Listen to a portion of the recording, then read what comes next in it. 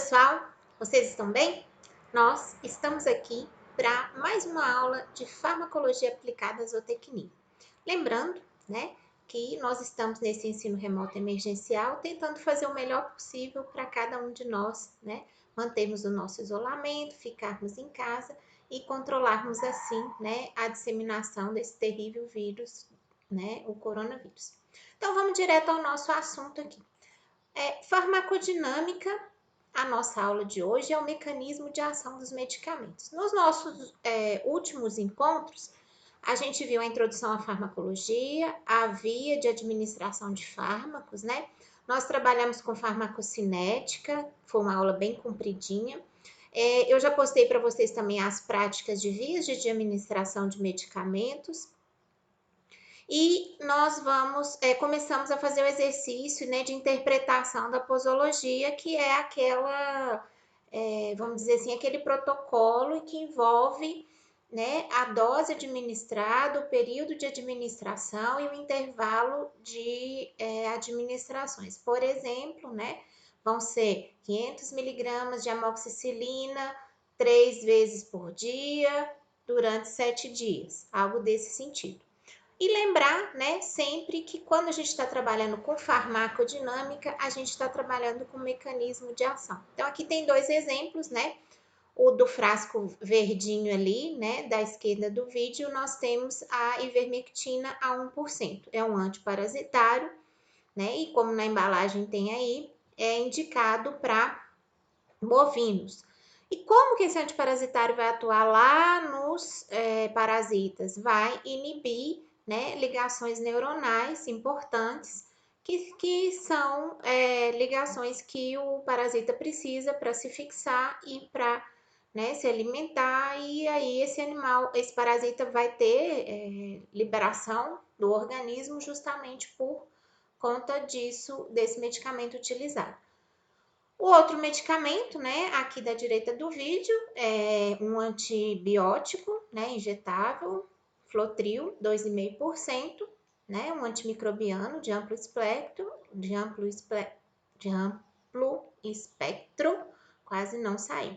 E o nosso objetivo hoje aqui com vocês é discutir o mecanismo de ação geral dos fármacos, porque depois nós vamos ter blocos específicos, antiparasitários, antissépticos, desinfetantes, antimicrobianos, para a gente poder falar de cada classe dos medicamentos. E que o nosso aluno entenda o mecanismo de ação e como esse mecanismo de ação influencia no desenvolvimento dos medicamentos e no tratamento das enfermidades dos animais domésticos de produção. Então, meu convite a todos vocês aqui, nossos alunos queridos, é a entender os mecanismos de ação dos medicamentos. Aqui eu trouxe medicamento de uso humano só para a gente observar algumas coisinhas. Por exemplo, todos os medicamentos são, né, para tratamento de obesidade no Brasil, por exemplo. Só que o mecanismo de ação deles varia, né? Por exemplo, aqui, ó, vamos lá. A classificação da droga, essa classe aqui, ó, né? O mecanismo de ação e o medicamento. Por exemplo, classificação da droga, né? É uma droga que provoca má absorção, essa última linha aqui, inibidor de lipases, ou seja, a pessoa que toma esse medicamento vai ter inibição das lipases intestinais e não vai absorver a gordura da alimentação. Então, e o medicamento se chama Orlistat. É utilizado para tratamento da obesidade. Além disso, né, hoje já tem mais atualizações, existem medicamentos, por exemplo, que são para tratamento de diabetes do tipo 2, né, tipo liraglutida, que são utilizados, né, como também anorexígenos, né, como medicamentos que vão inibir a fome aí. Só para a gente ter alguns exemplos, né, desses medicamentos aí que podem ser utilizados. Falar nisso, né, vocês podem estar preocupados aqui com o meu novo visual. Essa careca aqui é por opção, tá? Então, assim, nem todo mundo é meu amigo lá na rede social, então já postei que é uma careca por opção para lembrar, né, que o nosso cabelo não nos define e também lembrar das pessoas que estão lutando contra o câncer nesse momento, tá certo? Então, não se preocupem, a professora tá bem, a professora tá ótima e tá aqui dando aula para vocês. Na farmacodinâmica, a gente tem que aprender, né, principalmente sobre receptores. A maioria dos mecanismos de ação são desencadeados via receptores farmacológicos e há uma interação, né, do tipo principalmente chave-fechadura específica nesses receptores, mais ou menos específica dependendo, né, do medicamento que a gente está trabalhando com ele. A gente precisa, né, saber qual medicamento que está trabalhando. Então, na farmacodinâmica, a gente vai estudar os mecanismos de ação pelos quais o medicamento vai atuar sobre as funções do organismo. Nós vamos ter aula específica de anti-inflamatório, mas vamos pensar nesse exemplo aqui, ó. Os anti-inflamatórios não esteroidais. Provavelmente vocês já devem ter ouvido falar desses medicamentos. Por exemplo, né, a gente tem que é mais analgésico, mas dipirona está nessa classe, que quase todo mundo aí deve conhecer.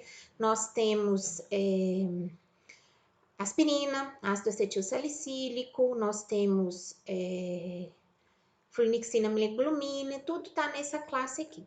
E aí nós temos, né, o mecanismo de ação aqui de provocar a inflamação, que é a formação do ácido araquidônico. Esse ácido araquidônico vem da degradação das membranas, né, celulares lá, pelo processo, né, agressivo inflamatório. E aí nós vamos ter duas vias, ó, da ciclooxigenase 2 e da ciclooxigenase 1. São enzimas internas que vão levar à produção de quê? De prostaglandinas. E essas prostaglandinas, né, vão atuar, né, induzindo hemostasia, vão atuar no rim também, vão atuar na produção de mucosa gástrica e a via da proteção, né, da mucosa gástrica, e a via da ciclooxigenase 2 é a que a gente quer inibir, por exemplo, que é a que provoca muita inflamação. Inflamação é uma resposta protetora, mas essa resposta precisa ser modulada, porque inflamação demais também é problema. É por essa via de prostaglandinas que nós sentimos também dor e febre, e, né, tem também efeito na hemostasia aqui com efeito anticoagulante. Então, o que alguns medicamentos fazem? Inibem a ciclooxigenase 1 e a 2. Eu coloquei esse xizinho aqui, né, para a gente entender. Mas eu posso ter medicamentos que são mais via ciclooxigenase 2 ou mais via ciclooxigenase 1. Diclofenaco sódico, por exemplo, atua nas duas vias. E é por isso que é um anti-inflamatório que provoca muitos efeitos colaterais gástricos, né? Por inibir a proteção da mucosa gástrica. Então, a gente vai falar disso tudo aqui na aula de anti-inflamatórios, mas para a gente entender que isso é importante, que a gente precisa trabalhar com isso. Outra imagem aqui nos mostrando mecanismo de ação, né? É um problema atual as pessoas com colesterol alto, então existem medicamentos, né, que inibem a biossíntese do colesterol, que são do grupo das vastatinas. Atorvastatina, simvastatina, são medicamentos que atuam lá no fígado, porque a gente sabe que de 50 a 70% do colesterol que circula no nosso sangue não é obtido via dieta, via alimentação. A alimentação é importante para a gente reduzir os 30% que é efeito da alimentação, mas aproximadamente 50% a 70% são de síntese interna, que são outras moléculas que o fígado pega e transforma em colesterol, que se ficar em grandes quantidades, com as artérias inflamadas, pode provocar aterosclerose, que é a obstrução, né, das artérias, importantíssima aí nas artérias cardíacas que levam a nutrição ao coração. Então, a gente tem esse medicamento, né, que pode ser utilizado, que inibe a biossíntese hepática lá do colesterol, e a gente tem outros medicamentos, né, que inibem a absorção, inibem seletivamente a absorção do colesterol e podem ser utilizados em conjunto. Então, a gente, vamos dizer assim, ataca de um lado a biossíntese do colesterol e do outro lado, espera só que passou um caminhão aqui, e do outro lado a gente ataca a absorção do colesterol que é obtido com a alimentação das pessoas. Então, podem ser, né, drogas que podem ser utilizadas de forma simultânea aí a critério do médico.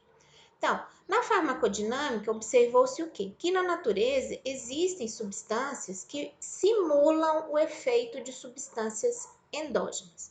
Por exemplo, a morfina, né, obtida aqui da papoula, que aqui a gente tem, né, a flor já terminou, onde fica, né, os sementinhas da papoula, que é onde é tirada esse látex, né, que tem o efeito similar às endorfinas. Endorfinas são aqueles hormônios, né, de alegria, de prazer, que nós produzimos internamente de forma normal. Que a gente aumenta, por exemplo, fazendo atividade física, né, fazendo atividades que nos dão prazer e alegria. Então, são esses os hormônios endorfinas. E houve, né, a descoberta de que essa planta fazia um efeito similar ao efeito das endorfinas, né? Aqui está a florzinha da papoula, para vocês observarem aqui, né, os botões de onde é retirado a morfina, que é também um analgésico, né, muito potente, utilizado em casos aí de câncer, casos de doenças graves, né, que provocam dores muito fortes. Então, os medicamentos podem ser classificados em grupos, por exemplo, de medicamentos estruturalmente inespecíficos. Por exemplo, são medicamentos que alteram as propriedades físico-químicas das superfícies ou dos tecidos sem se ligar a receptores. Um exemplo que a gente pode dar são os antissépticos, né? Assim, por exemplo, precipita proteína, iodo, por exemplo. Iodo precipita proteína de micro-organismo. E com isso, os micro-organismos vão perder a integridade da membrana celular e vão morrer.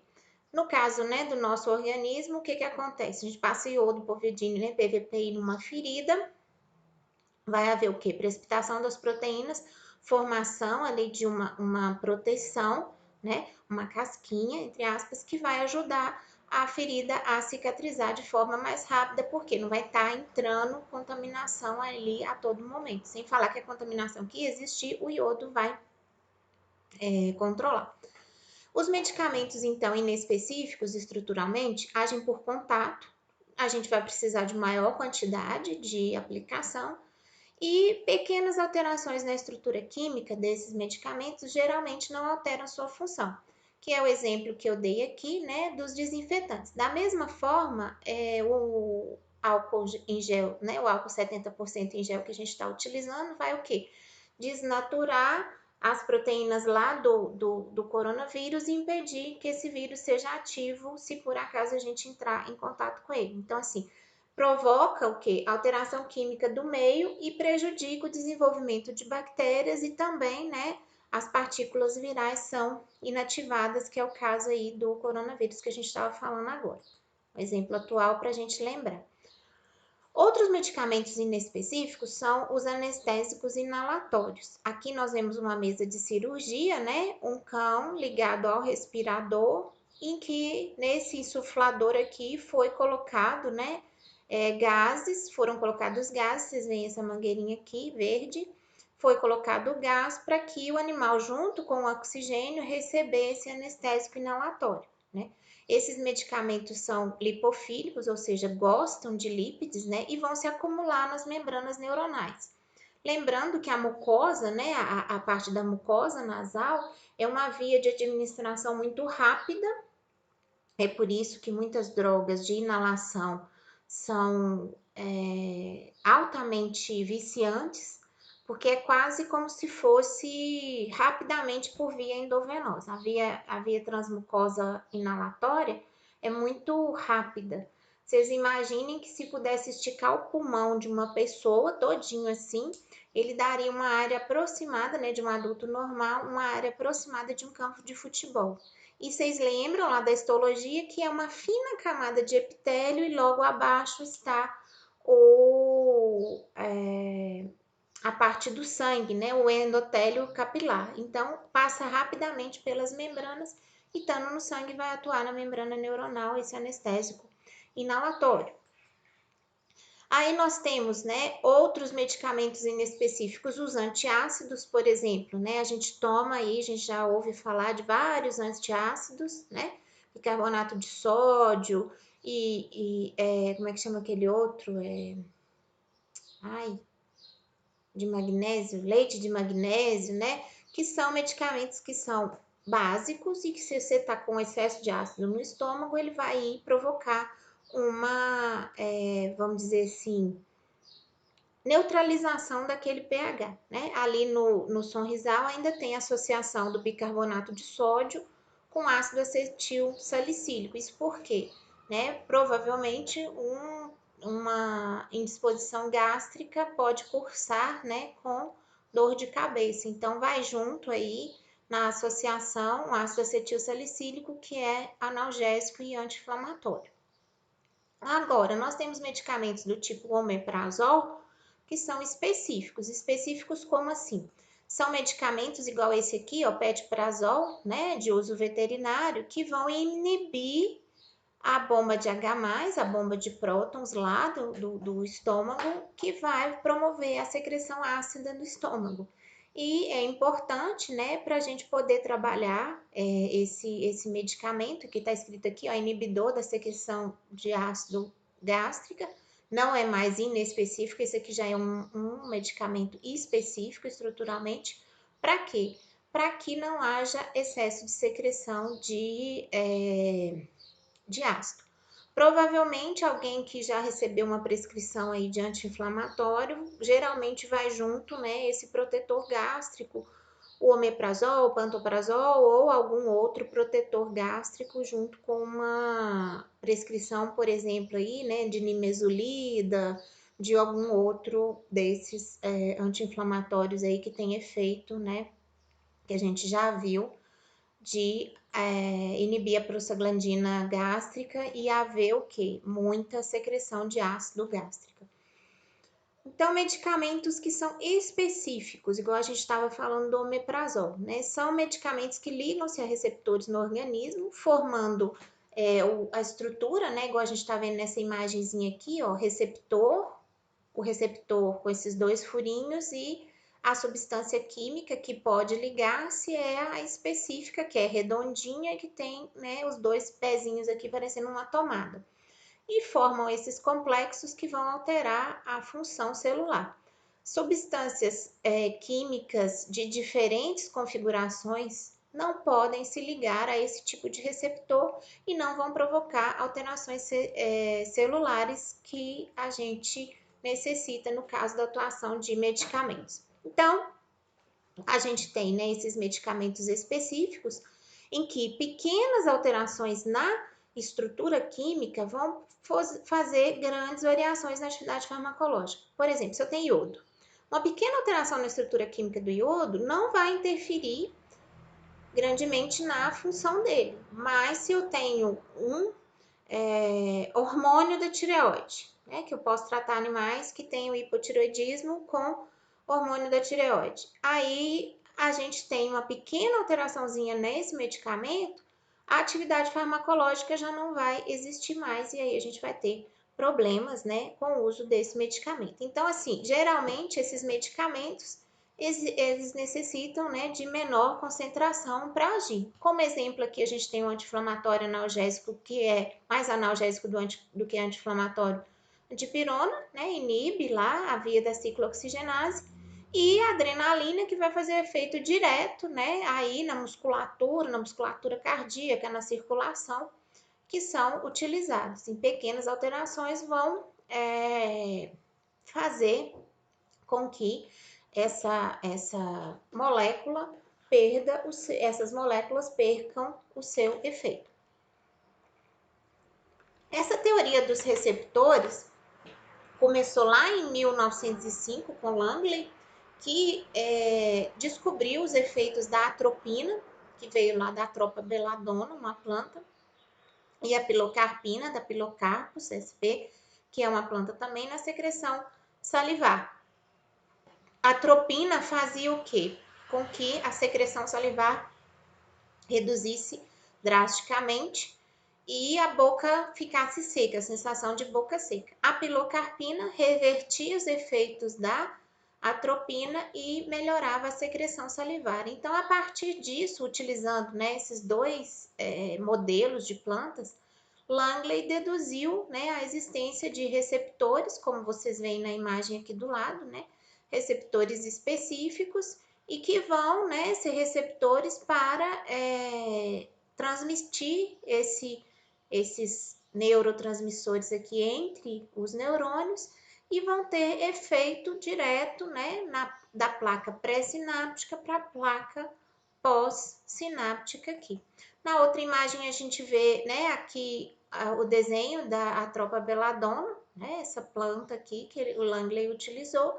E na lateral aqui, né, essa com mais rosado aqui, é Pilocarpus pennatifolius, que é o jaborandi, que o alcaloide dele, né, é obtido das plantas e que foi o que Langley utilizou na pesquisa dele. Em 1913, Ehrlich trabalhou, né, com a especificidade dos medicamentos e observou que pequenas alterações na estrutura química dos antiparasitários, que eram conhecidos na época, faziam com que perdesse o efeito. E aí eu coloco essa brincadeirinha aqui do lado, né, de alguns medicamentos fictícios que são tipo esse aqui, esqueci, só para a gente brincar um pouquinho, senão vai ficando cada vez mais, né, difícil a nossa vida aqui. Depois, em 1920, houve a teoria da ocupação, né, que quando aumenta o número de receptores ocupados, maior é o efeito. Foram aumentando, basicamente aumentando a dose, vendo que ao aumentar a dose os efeitos aumentavam e maior o número de receptores ocupados, maior o efeito. A gente já viu que isso pode gerar até um ponto de saturação dos receptores, né, nas aulas anteriores, e não ter mais efeito.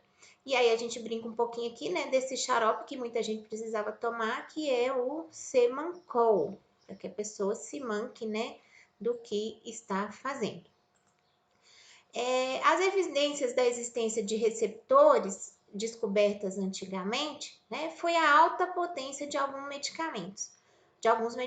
Algumas substâncias vão agir em concentrações muito pequenas, né? 10 a menos 9 unidades, por exemplo, né? Que são micrômetro 10 a menos 9 o metro. Isso, Então, são coisas, microgramas, né? 10 a menos 9 grama ou miligrama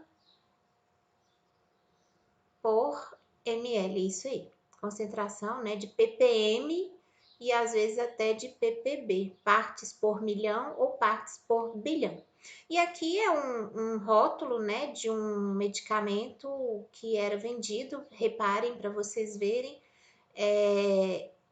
balas de cocaína, antigamente, né, quando não se sabia os efeitos, né, danosos da cocaína, para dor de dente. Prometia aqui, ó, cura instantânea ao preço de 15 centavos de dólar, né, preparado por essa indústria aqui, né, e vendido em todas as drogarias. Vejam aqui, né, e registrado em 1885. Eu não consigo ver acho que é See Other Side, veja o outro lado. Ou seja, medicamentos que antigamente eram permitidos, né, com substâncias bem perigosas aí para crianças, vejam aqui, ó, né, as crianças aqui no rótulo do medicamento, que são, né, medicamentos com princípios ativos que hoje a gente já sabe que, né, que não são adequados aí para nossa utilização, considerados hoje como drogas, né? A especificidade química também, né, que denota a existência de receptores. Por quê? Os isômeros ópticos, a gente sabe que tem os destrógeros e os levógeros, podem apresentar diferentes efeitos. Por exemplo, o verapamil, que é antagonista do cálcio, né, utilizado em dores peitorais, chamadas de angina, e em arritmias cardíacas, é comercializado como uma mistura racêmica. O que é isso? Que tem metade de estrógeno e metade levógeno, A substância, não sei se vocês lembram lá da química, né? Como se ela fosse espelhada, assim, igual a nossa mão. O radical, às vezes, que faz o efeito, tá aqui no polegar. E se ele for modificado, como a visão espelhada de uma mão para outra, não vai ter o efeito que a gente quer. Então, o dexveramil, a atividade é diferente do enantiômero, que é o levapramil, né, que é o destrógeno e o levógeno, em seres humanos e animais. E é menos tóxico que a mistura racêmica. Porém, às vezes, né, utilizar medicação pura é uma formulação bem mais cara e nem sempre estável quando a gente coloca, né, na formulação aí.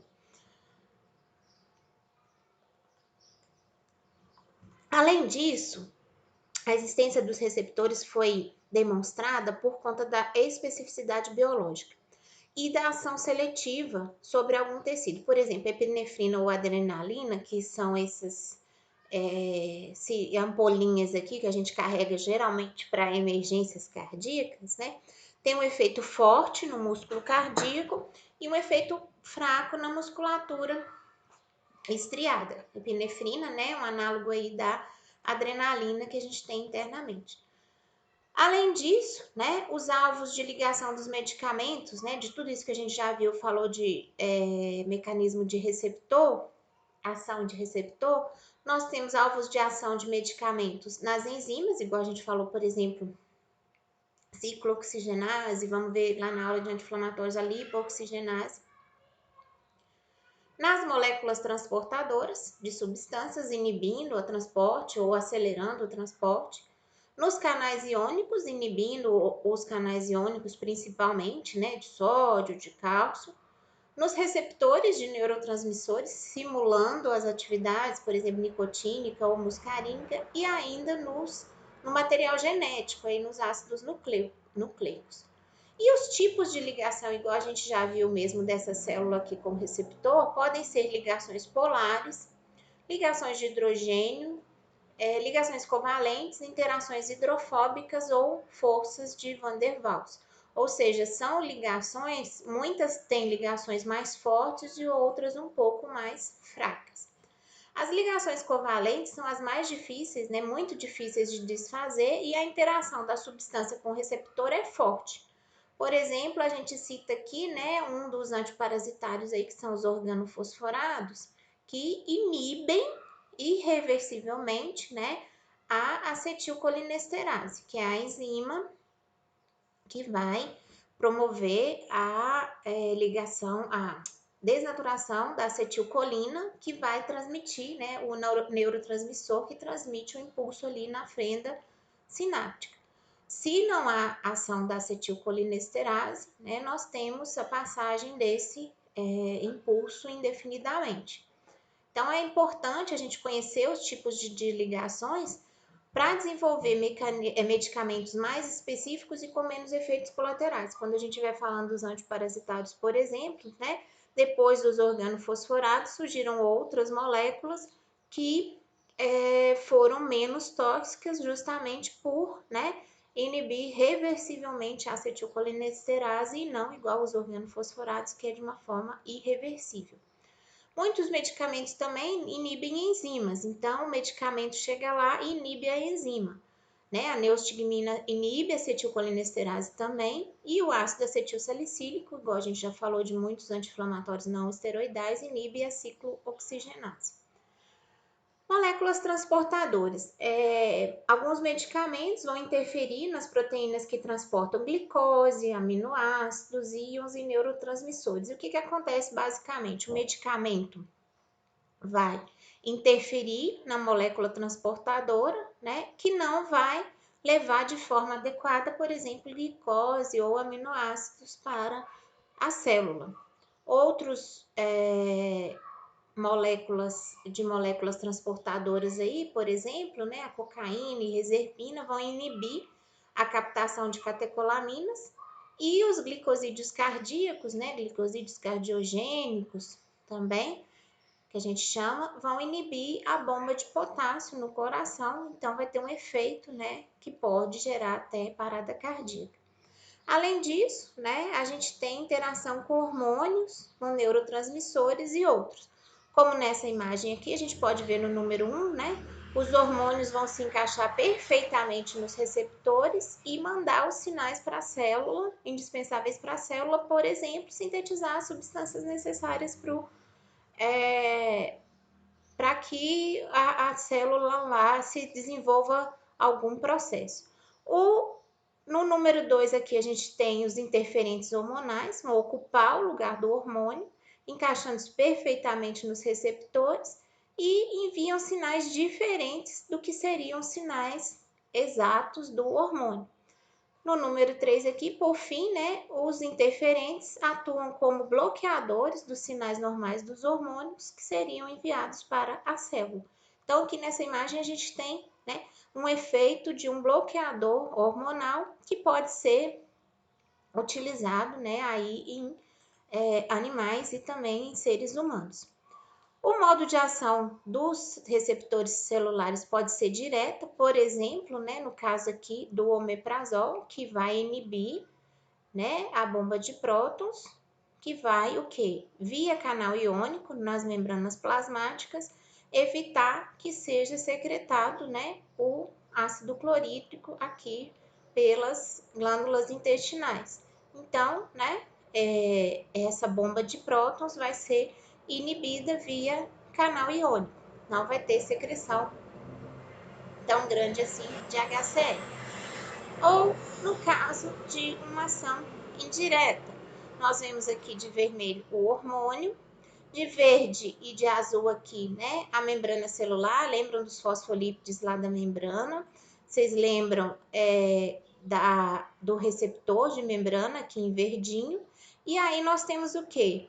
A partir da interação com esse receptor, aumento da entrada de cálcio e da liberação do cálcio pelas organelas. Aumento da concentração de cálcio citoplasmático, por exemplo, né, chegando lá no calmodulin inativo, levando à formação de calmodulin ativo e pegando uma enzima que seria inativa na célula e transformando essa membrana, essa enzima em, né, enzima ativa.